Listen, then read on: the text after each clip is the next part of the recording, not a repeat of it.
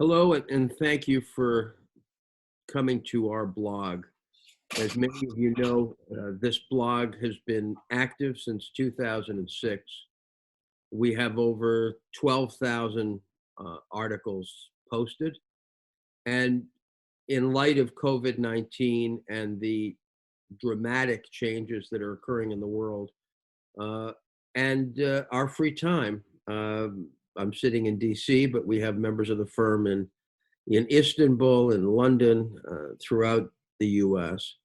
I decided that we should pool our resources and reinvigorate the blog and some of the other blogs we have, like corporate foreign policy, because because of the nature of the crisis we're in, and because of the difficulty to find a roadmap. Our firm is somewhat unique in that we are everywhere. We're working today with folks in South Sudan, with folks in Turkey, throughout Europe, Latin America, um, Asia to some extent. I mean, we are globally looking at this pandemic and looking at the changes that this is going to bring to the world, and attempting to assess it in real time. It's an incredibly difficult project because we are reordering the world. This pandemic is going to take many of the emerging market economies that we are active in and push them over the edge. We are going to face tremendous COVID-19 problems, uh, just relating to the economic fallout, let alone the inability of many countries in Africa and Latin America to properly respond. We are talking to governments in these continents about that. We are also very mindful that one of the inappropriate Western responses will be a heightened level of predatory litigation against these very countries. And uh, a worldwide effort has to be put together to try to protect these countries, their health systems, and their future economic integrity from predator and vulture funds, which I'm sure will follow very quickly when the United States enters recovery mode. So we are looking to try to put on this blog some of the realities we're seeing.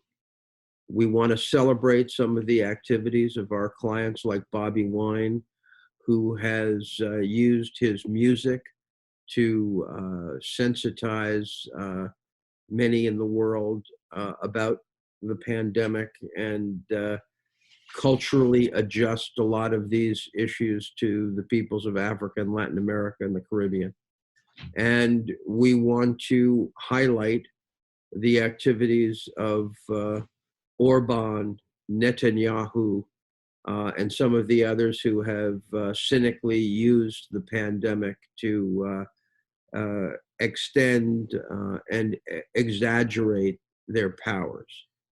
Uh, I think one of the things that's motivated me has been the incredible lack of leadership and governance we've seen, both out of the United Kingdom and out of the United States.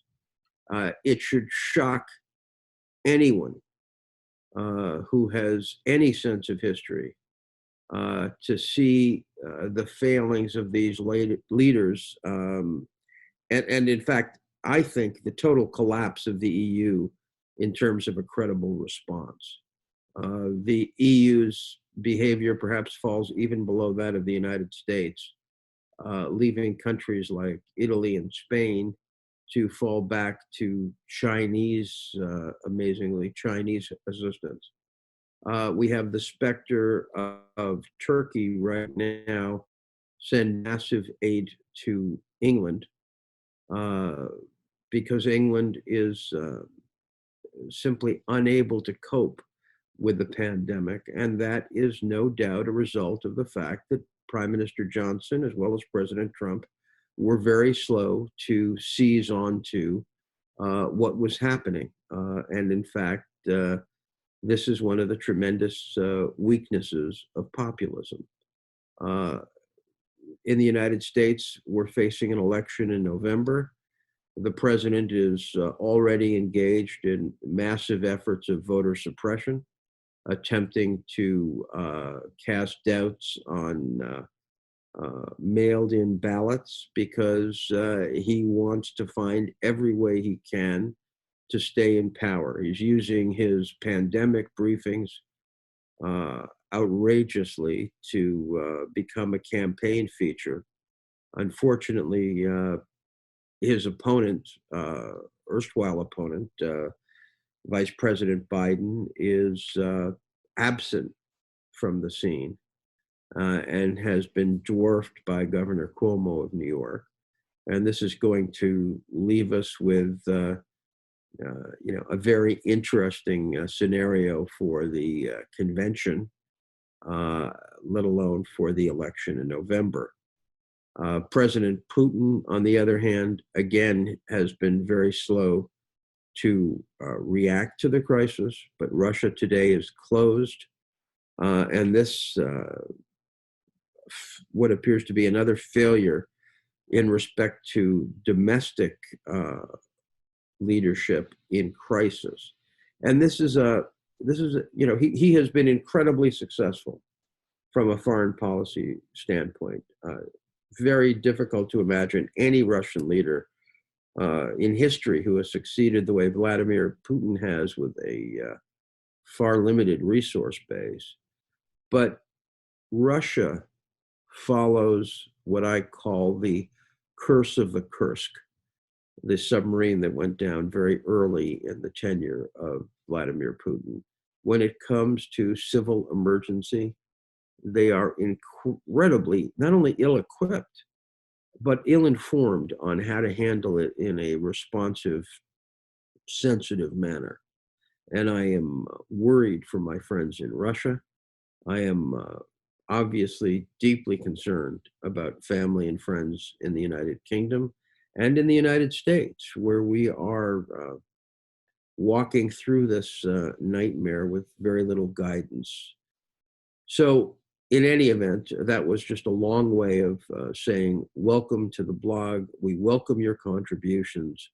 And we hope and pray that all of our friends out there are looking after themselves and isolating in an appropriate fashion. So stay with us on the blog. We'll try to communicate the information we have from varied sources. And once again, thank you for joining us.